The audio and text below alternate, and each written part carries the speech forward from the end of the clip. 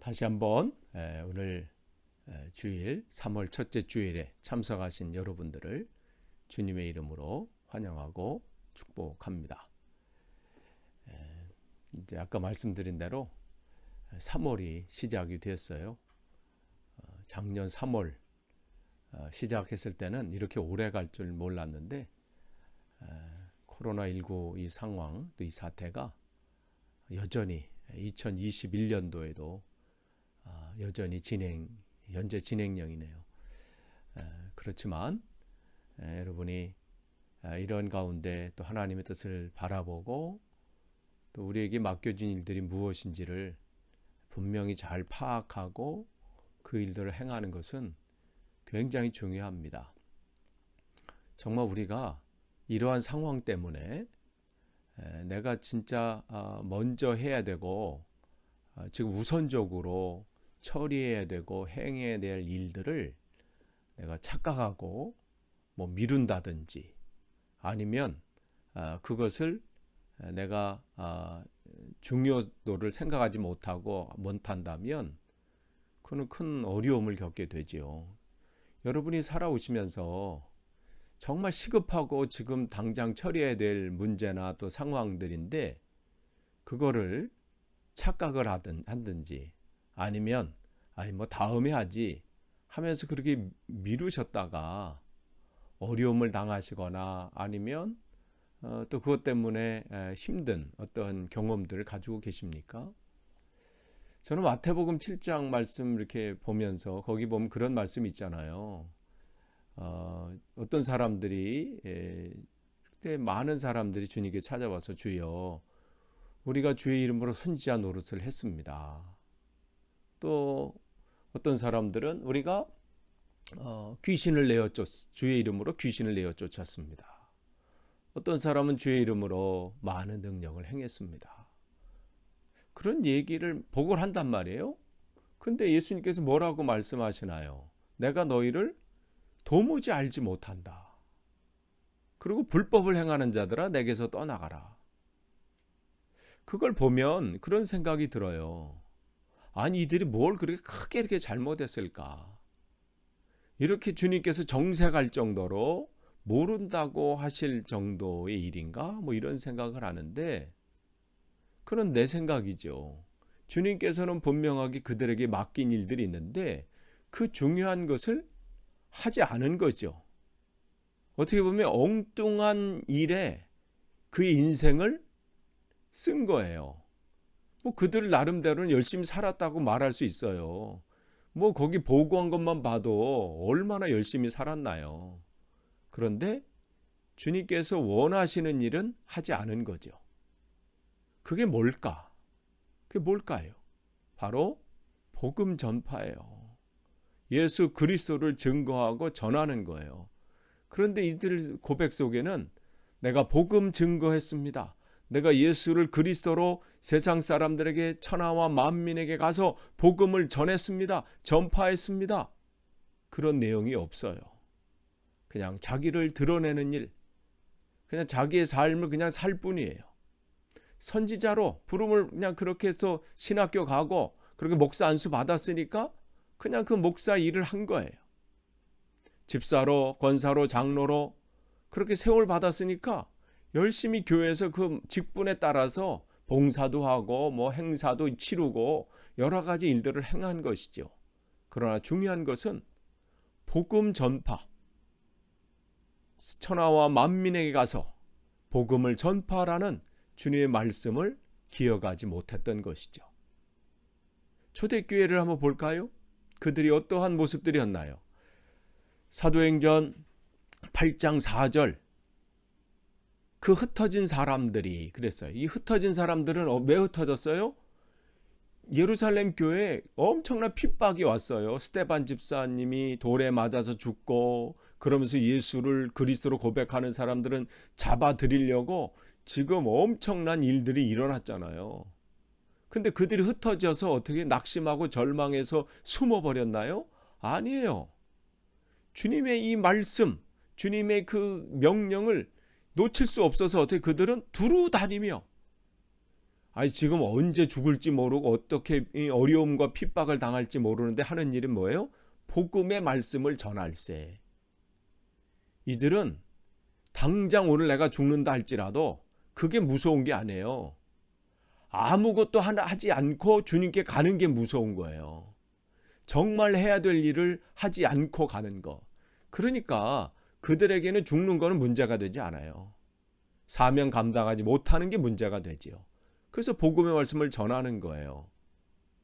핍박 가운데서도 8장 25절 말씀 보시면 두 사도가 나와요. 그 두 사도는 뭐예요? 베드로와 요한이에요. 그들도 어떻게 해요? 사마리아인의 여러 마을에서 복음을 전하니라. 아니 사마리아 이 사람들하고 이 베드로와 요한 이 제자들은 이 관계가 좋지 않아요.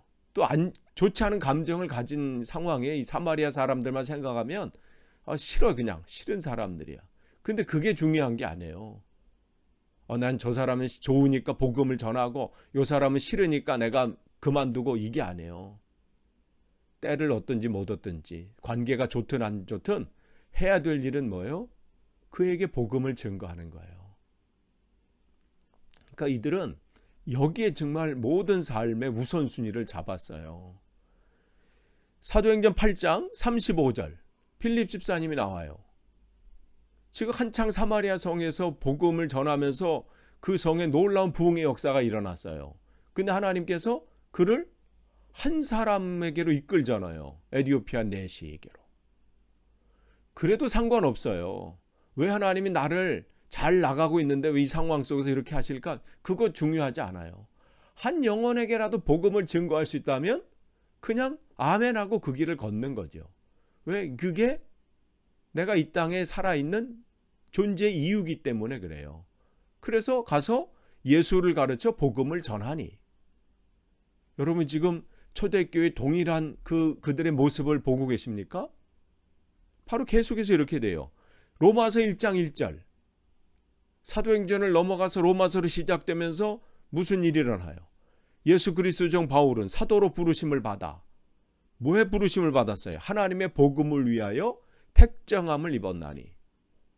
자기를 부르신 이유가 자기가 무슨 대단하고 무슨 뭐 특별한 존재에서가 아니라 복음을 전하게 하시기 위해서.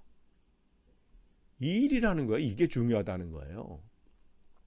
그 다음에 고린도전서 9장 16절 바울은 또 뭐라고 말하냐면 내가 복음을 전할지라도 자랑할 게 없다는 거예요. 이 바울이 복음을 전하면서 얼마나 어려움을 당하고 힘든 일이 당했습니까? 또 이를 통해서 또 많은 사람들이 주님께 돌아오는 일들이 일어나잖아요. 정말 자랑할 만해요. 뭐 간증을 하면 이분만큼 간증거리가 많은 분도 없을 거예요. 그런데 이건 자랑할 게 아니라는 거예요. 왜냐하면 마땅히 내가 반드시 해야 되는 일이라는 거예요. 이걸 지금 사도 바울은 얘기하고 있어요. 에베소서 6장 19절 바울이 자기를 향해 기도해달라는 기도의 제목이에요. 무슨 잘 먹고 잘 살게 해달라, 뭐 내가 무슨 지금 병들었는데 그걸 치유해달라, 이게 아니에요. 뭐의 기도예요? 나를 위해서 구할 것은 다른 게 아니라 내게 말씀을 주사 나로 입을 열어 복음의 비밀을 담대히 알리게 하소서. 복음을 전하는데 더 열심히 할 수 있도록 능력을 구해달라는 거죠. 바울은 여기에 삶의 모든 것을 담고 있어요. 여러분 이 외에도 우리가 성경 읽으면 얼마나 많은 이런 그들이 초대교회가 처음 이 신앙의 사람들이 이 복음을 증거하려고 얼마나 애쓰고 또 그 속에 그런 모습들이 담겨져 있는 것을 얼마든지 우리는 찾아낼 수 있습니다. 그렇다면 왜 이렇게 초대교회가 또 이렇게 초대교회 성도들이 이 복음 전파에 이토록 열심을 냈을까요? 왜 이렇게 복음 전파를 최우선적으로 생각을 했을까요? 그것은 마태복음 9장 35절에 예수께서 모든 도시와 마을에 두루 다니사 그들의 회당에서 가르치시며 천국 복음을 전파하시며 그랬어요. 복음 전하는 것이 그들이 중요하게 여기고 최우선적으로 여긴 것은 바로 예수님께서 이 땅에서 우선적으로 하셨던 일이기 때문에 그래요. 그렇기 때문에 그것은 예수님을 따르는 이 제자들이 그것은 소홀히 할 수 있는 문제가 아니에요. 반드시 행해야 되는 일이죠. 그리고 오늘 우리가 보신 본문 마태복음 16장 15절, 너희는 온 천하에 다니며 만민에게 뭐하라? 복음을 전파하라. 이건 뭐예요? 주님께서 다시 부활하시고 이제 승천하시기 전에 제자들에게 당부하신 말씀이에요. 너희는 온 천하에 다니며 모든 사람들에게, 만나는 모든 사람들이에요. 그러니까 뭐 그들은 내가 좋아하는 사람 아닌 사람 구분하는 게 아니에요. 내가 만나고 내가 하는 모든 사람들에게 복음을 전파하라는 주님의 명령이십니다. 우리가 알다시피 명령은 지켜도 되고 안 지켜도 되는 무슨 내 선택에 관한 게 아니에요. 명령은 반드시 하는 겁니다. 그렇기 때문에 주님께서는 명령하신 거예요. 뭐 권면도 아니에요. 해줬으면 좋겠다 요청이 아니에요. 하라는 거예요. 하라. 명령하신다는 거예요. 그렇기 때문에 지금 이 초대교회는 이 명령, 주님께서 하신 일도 일이지만 주님께서 하나님께로 올라가시면서 승천하시면서 하신 그 말씀이기 때문에, 명령이기 때문에 그들의 삶 속에서 무조건 최우선적으로 행해야 되는 일이었고, 그래서 그들은 핍박이 오나 아니면 그 사람이 나의 관계가 좋지 않은 사람일지라도, 또 어떠한 분주하고 바쁜 상황일지라도, 어떠한 상황일지라도 이것은 놓칠 수가 없었던 거예요. 다음으로 미룰 수 없었습니다. 반드시 행해야 되는 거예요. 그러면 여러분 지금 복음을 전파라고 말씀하셨잖아요. 그럼 복음이 뭔가요? 복음이 뭔지를 알아야 전할 거 아니에요. 여러분 복음을 전한다는 게 뭘까요? 복음은요. 누군가 여러분에게, 저에게 이 복음을 좀 말해주세요. 저에게 좀 전파해 주세요. 얘기해 주세요 한다면 여러분은 무슨 내용을 그들에게 말해 줄 수 있겠습니까? 그들에게 무슨 말씀을 하시겠어요? 내가 예수 믿었는데 예전에는, 예수 믿기 전에는 근심과 걱정과 염려 속에 살았는데 예수 믿고 나니까 기쁨과 평안이 찾아왔어요. 예수 믿기 전에는 내 삶이 엉망이었는데 예수 믿고 나서 삶이 바뀌어졌고 내 성격도 바뀌어졌고, 그러한 것입니까? 물론 그건 사실이니까 전할 수 있겠지요. 그러나 복음 전파는 단순히 나의 개인적인 어떠한 단순한 체험 이야기를 전하는 것에 그칠 수 없습니다. 복음을 전하는 거예요. 복음을 전했을 때 나타나는 체험 전하는 것도 중요하지만 먼저는 뭐예요? 복음을 전하는 거예요. 그러니까 초대교회 사람들은 그걸 전한 거지, 내가 예수 믿고 나서 내 성격이 이렇게 변했어요, 예수 믿고 나서 이렇게 달라졌어요, 이거 전한 게 아니잖아요. 그러니까 우리가 분명히 이걸 아셔야 돼요.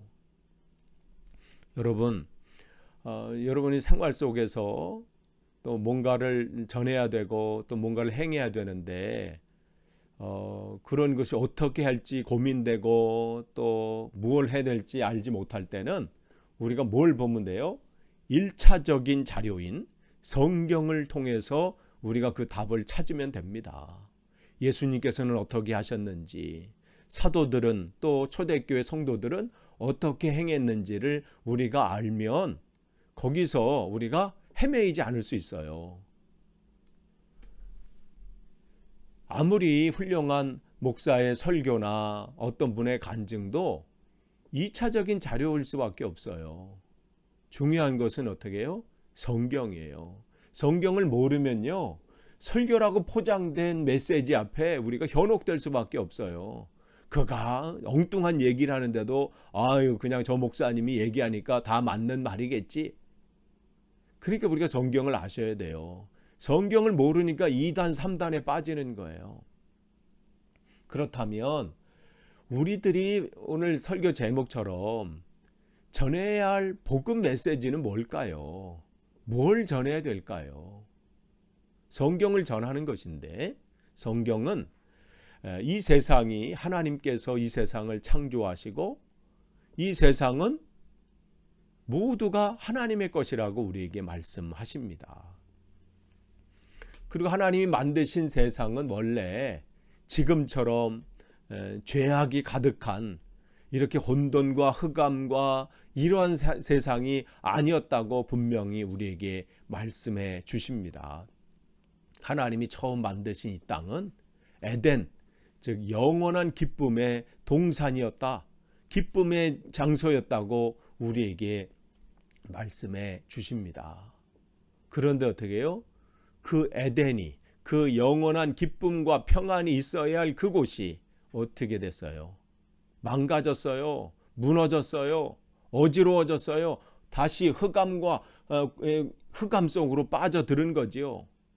그런데 그렇게 빠져들어간 이 땅은, 이 세상은 스스로 그 흑암 속에서 빠져나올 수가 없어요. 그 혼돈 상황 속에서 새롭게 할 수 없다고 분명히 말씀을 하십니다.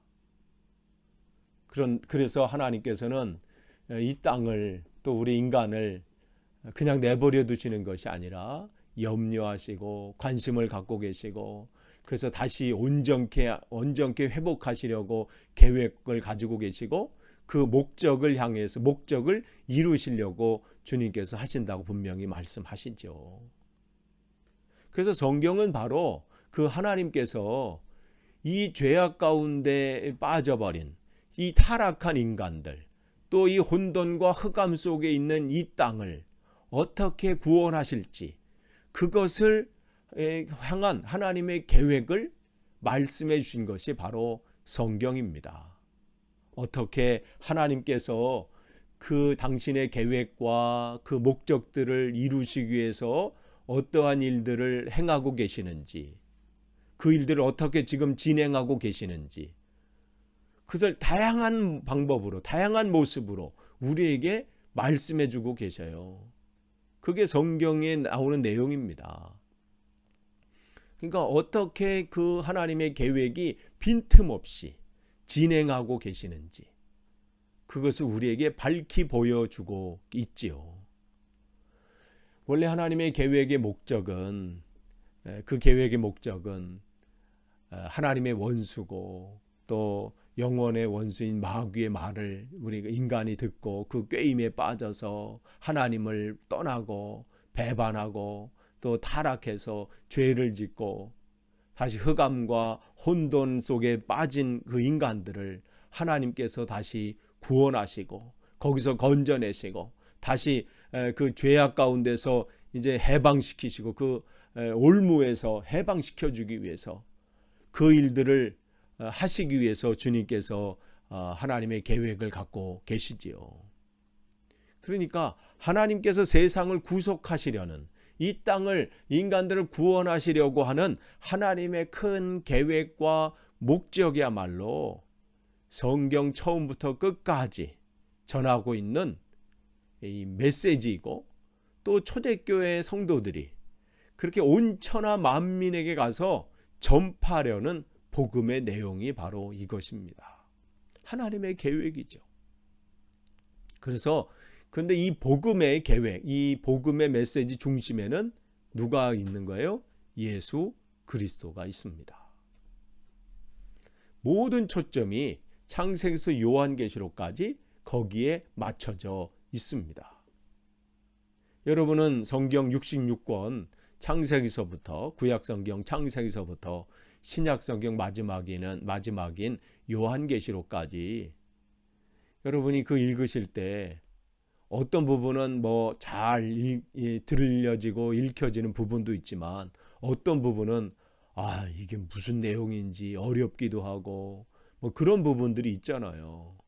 많은 분들이 창세기 출애굽기까지는 어느 정도 그래도 읽겠는데 레위기 들어오면서부터 그냥 더 가지 못하도록 만든다고 하시는 분도 계시는데, 그런데 우리가 그걸 전체적으로 이렇게 볼 수 있다면 창세기부터 요한계시록까지는요 통일성이 있어요. 그냥 따로따로 돼 있는 게 아니에요. 분명한 한 가지의 목적을 향해서 거기에는 분명히 말하고자 하는 그 한 분이 거기 드러나고 있습니다. 그래서 성경은 구약 성경과 신약 성경으로 되어 있는데 우리가 구약 성경의 내용을 아실 필요가 있죠. 구약 성경은 바로 예수님이 오심을 알리는 책이 구약 성경입니다. 예수 그리스도께서 구세주가 오신다, 이것을 우리에게 알려주는 책이지요. 그래서 구약 성경 창세기에 보시면 하나님께서 에덴 동산을 만드시고 거기 인류에게 하나님의 그 계획과 뜻을 말씀하시기 시작을 하셨습니다. 그런데 인간은 어떻게 해요? 그 하나님께서 주신 영원한 기쁨의 동산, 그 에덴 동산을 누리지 못하고 하나님께 반역해서 죄를 짓고 하나님을 떠나고 사탄의 소리에 귀를 기울이고 그를 따름으로 스스로 혼돈과 흑암 속으로 떨어져 버린 거예요. 그러니까 그러기 때문에 인간이 갖는 모든 혼란과 또 걱정과 염려, 인생에 대한 그런 혼돈은 우리 죽을 때까지 끊어질 수가 없는 거예요. 그런 상황이 바로 주님을 떠나갔다는 분명한 증거입니다. 원래 하나님께서 인간을 그렇게 창조하지 않으셨기 때문에 그렇습니다. 그런데 그런 하나님께서는 그들을 그냥 정죄하고 또 그렇게 하는 대로 그치지 않으시고 우리에게 약속을 주셨습니다. 그런 인간의 삶이 당신의 이 먼저 만드신 지금 우리가 겪고 있는 이러한 상태가 되는 것을 원치 않으신 것이죠. 그래서 하나님께서는 그 처음 사람들에게 뭐라고 말씀하시나요? 창세기 3장 15절 보면 뱀의 후손과 여자의 후손 사이에 싸움이 있을 것이고 분쟁이 있을 것이라고 말씀하시지만 그렇지만 결국에는 여자의 후손이 뱀의 머리를 부숴버릴 것이다, 이렇게 말씀을 하십니다. 이것이 뭐예요? 그냥 얘기하는 게 아니라 뭘 얘기하는 거예요? 예수 그리스도가 이 땅에 오실 것이라는 첫 번째 약속이 창세기서부터 이미 나온 거예요. 그러니까 이미 그냥 창세기는 창세기로 끝나는 게 아니라 바로 예수 그리스도께서 오실 것이라는 것을 주님께서 예언해 주시는 그러한 약속의 말씀이죠. 그러면서 이 말씀을 성취하시기 위해서 하나님께서는 인간들을 준비시키시면서 그분의 오심을 준비하도록 만드셨습니다. 그래서 구약성경 창세기를 여러분이 계속 읽어보시면 여러분은 아브라함이라는 사람을 만나게 될 것입니다. 하나님께서는 당시 99살, 즉 99세 되었던 아브라함, 또 90세인 그의 아내 사라, 그에게 뭐라고 말씀하시나요? 내가 내년 이맘때 한 아기를 너에게 줄 것이다. 그리고 근데 뭐라고 그래? 그 상황을 들으니까 이 부부는 웃어버렸어요. 하도 어이가 없으니까 그러겠죠. 아니 지금 이제 100세가 다 돼가고 지금 살아도 임신할 수 있는 상황이 아닌데 뭘 내년 이맘때 자식을 주신다? 그러면서 또 뭐라고 말씀하세요? 너희를 통해서 그로 말미암아 천하 만민이 복을 얻게 될 것이다. 창세기 22장 18절 말씀이거든요. 천하 만민이 그로 말미암아 복을 받는다. 이게 무슨 말이에요? 다른 게 아니에요. 예수 그리스도에 관한 말씀이에요. 그거를 계속해서 주님은 이 순간순간에 그 약속을 우리에게 드러내 주시는 거예요. 그러면서 하나님은 그 아브라함의 씨에서 장차 이 타락한 인간들을 구원하고 죄에서 해방시키고 하나님의 자녀로 구속하시기 위한 그러한 하나님의 이 메시아 구세주를 나오게 하시겠다고 약속하셨습니다. 그리고 그 약속을 주님께서는 지키셨죠. 그래서 예수 그리스도는 어떻게 됐어요? 예수 그리스도는 뭐예요? 유대인이죠? 아브라함의 후손이죠? 그 약속들이 이삭과 야곱에게도 유다에게도 계속해서 성경은 그 약속을 잊어버릴 만하면 또 말씀하시고 또 우리가 소홀해질 만하면 또 말씀하셔서 하나님의 약속이 흔들림이 없이 진행되고 있음을 말씀해주고 있습니다. 이처럼 하나님께서는 이 구원자를 약속해 주셨고 그 구원자이신 예수 그리스도가 이 땅에 오실 것이라는 것을 계속해서 말씀해 주시는 것이 구약 전체의 내용입니다.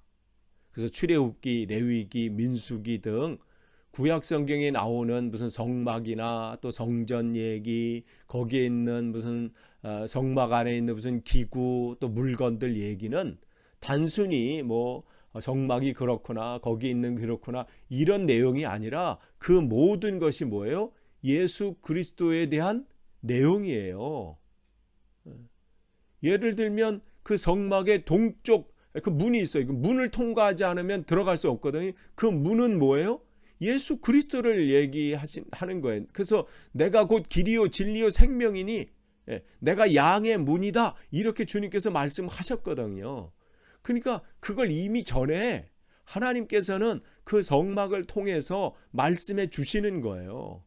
그러니까 거기에 나와 있는 모든 것들 마찬가지예요. 아침 저녁으로 무슨 어린 양을 바치고 무슨 제사를 드리고 예배하고 거기에 나와 있는 예식들 무슨 제사법들 모든 것은 그걸 얘기하려고 하는 게 아니라 바로 그것도 어떻게 뭐예요?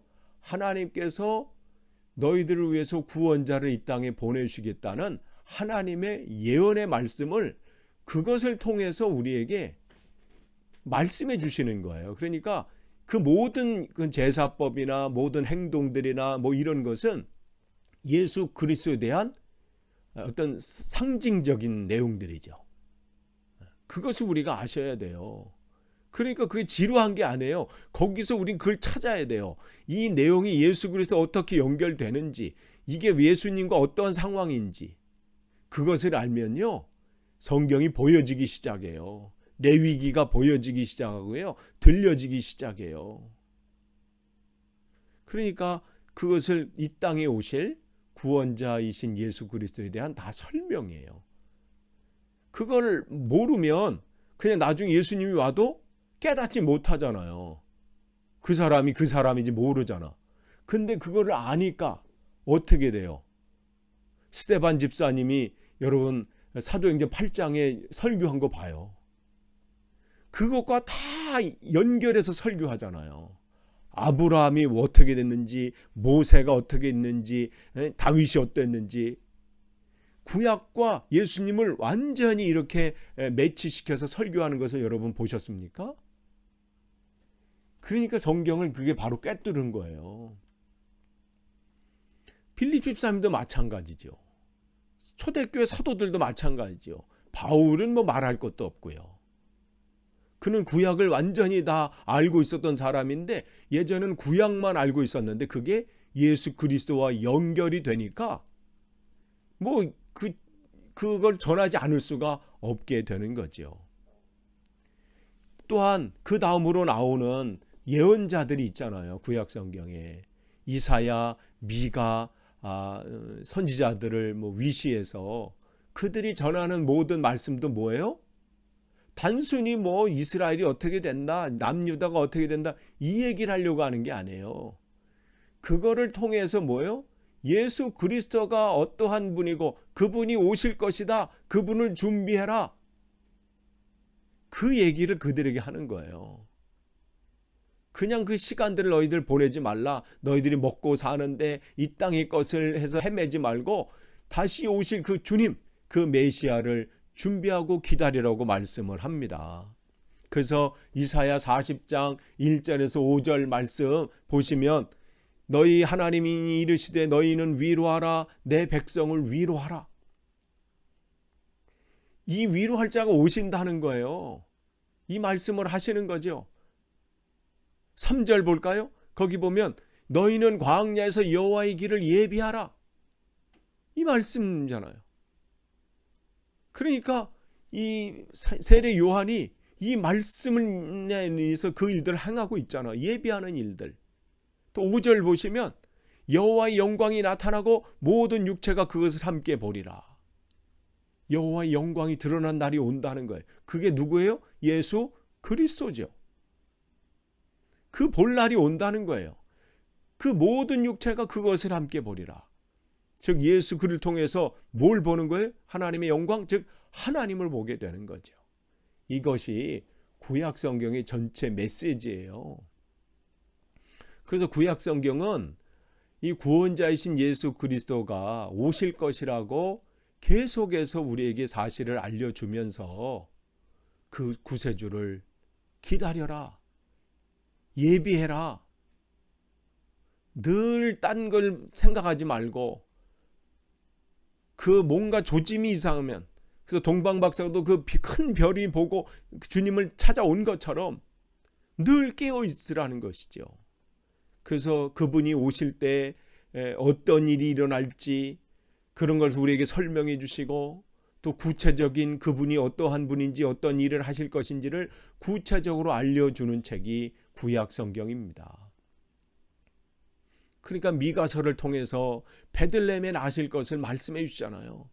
그러니까 이 주님께서는 이미 성경의 곳곳에 예수님이 어떻게 오실지를 정말 세밀하게 자세하게 설명해 주셨습니다.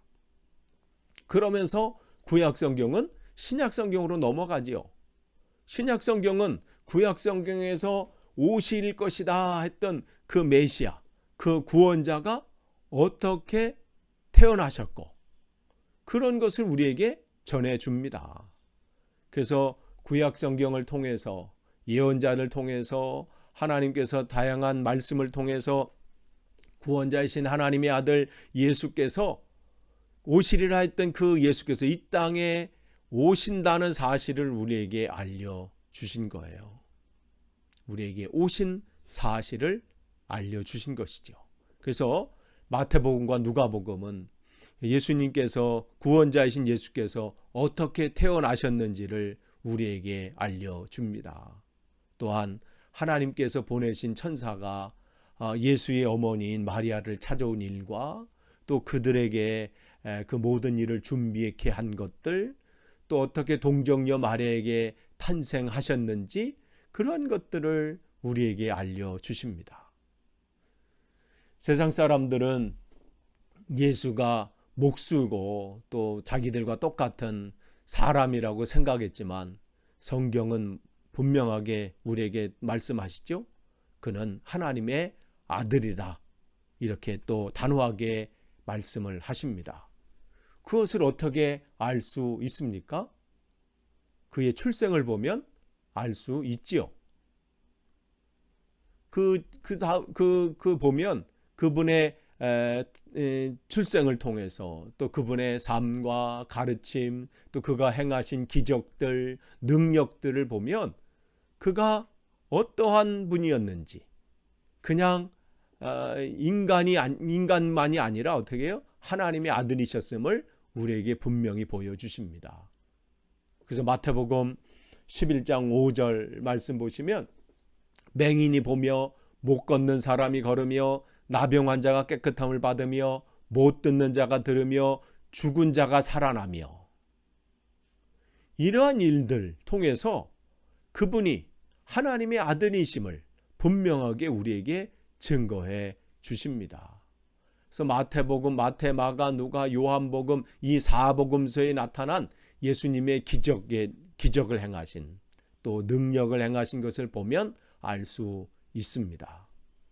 불치병자가 회복됐어요. 죽은 자가 살아났습니다. 그냥 광풍, 즉 미친 바람이죠. 그것에서 이제 죽을 것 같았는데 그것을 잔잔케 하신 분이에요. 귀신을 내어 쫓으셨습니다. 또한 그 예수님께서는 십자가에 매달려 죽으셨고 사람들은 그를 무덤에 장사한 후에 큰 바위로 그 문을 막아 버렸습니다. 모든 것이 끝난 것 같았습니다. 그러나 그 바위는 옮겨졌고 무덤은 텅 비었습니다. 그는 부활하셨습니다. 또한 부활하신 후에 다시 제자들에게 나타나셨고 또 제자들에게 하나님의 귀한 말씀을 증거하시고 또한 하나님께로 승천하셨습니다. 예수님께서 이 땅에 다시 오신다고 또 약속을 하셨습니다.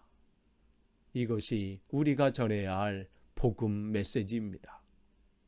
아시겠지만 여러분은 성경의 예언과 그분의 성취 또 그분의 주님의 일하는 것을 입증하는 모든 사건과 역사 이러한 것들은 성경에 기록된 모든 이런 상황들 또 말씀들 또 사건들 기적들 능력들은 인간이 어떻게 뭘 잘 짜집겨서 아니면 인간들의 생각으로 만들어낸 그러한 내용들이 아닙니다.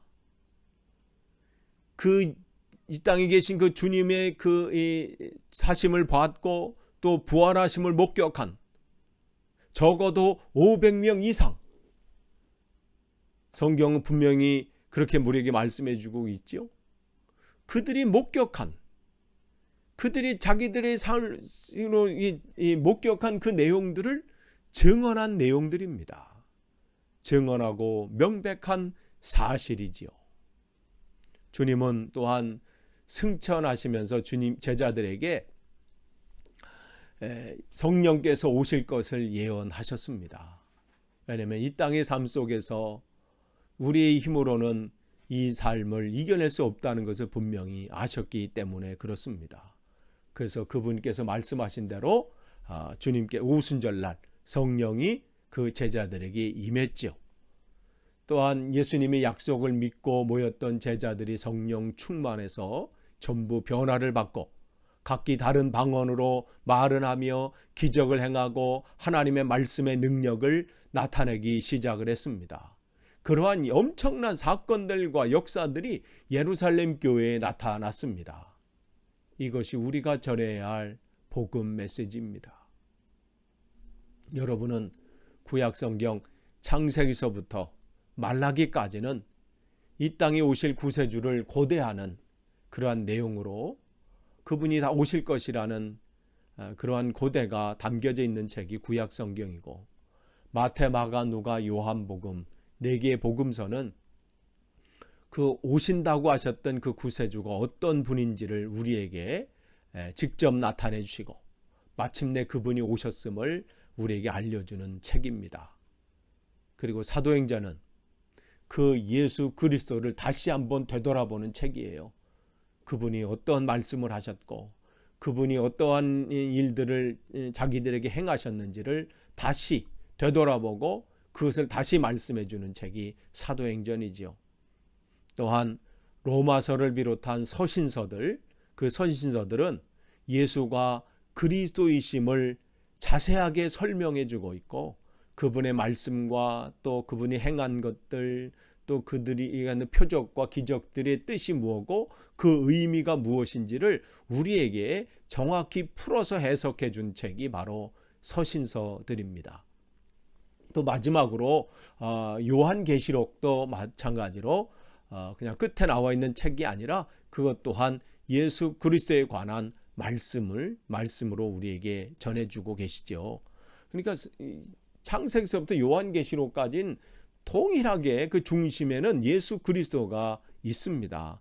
그러니까 요한계시록은 그 예수께서 다시 이 땅에 오셔서 이 세상을 심판하실 것이고 또한 이 세상의 우리 모든 원수를 멸하실 것이다. 그의 땅 아래 그의 발 아래 자기 무릎 아래 굴복시키시고 승리하실 것이라고 말씀을 하고 이 세상을 전부 그분이 다스릴 것이라고 우리에게 말씀해 주십니다.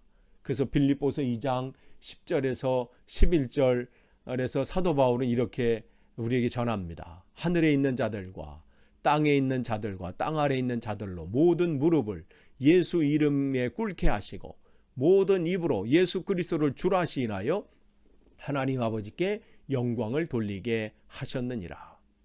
여러분, 이상과 같은 것이 성경의 내용이고 우리가 반드시 전해야 할 복음의 메시지입니다. 끝을 맺습니다. 초대교회 성도들은 다른 것에 시간을 허비하지 않았어요. 그들이 모이는 교제도 또 나눔도 또 모든 그들의 하는 행사도 결국은 복음 전파를 위한 것이었습니다.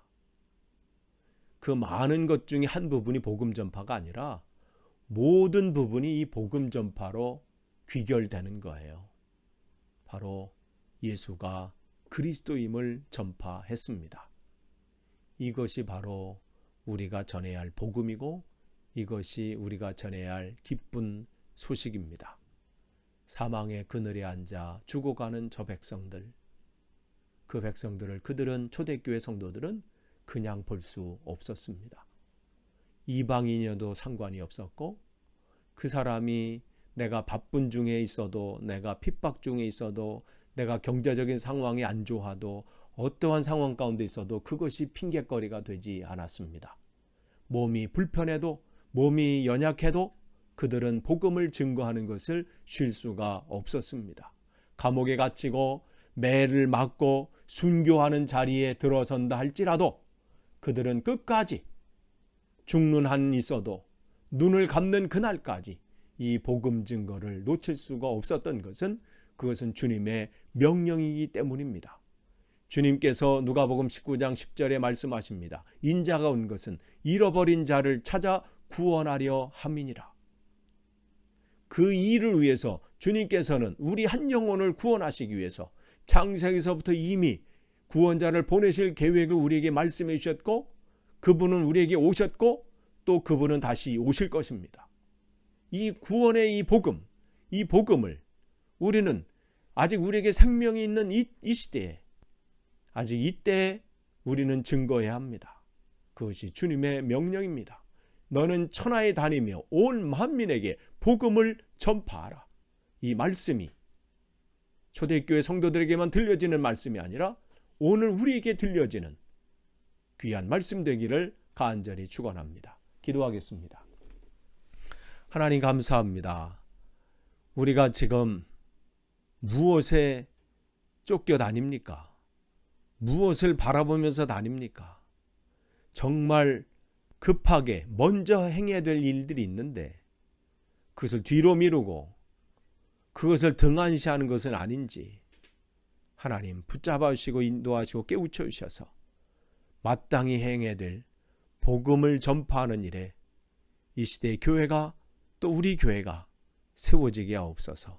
예수님의 이름으로 기도하옵나이다. 아멘.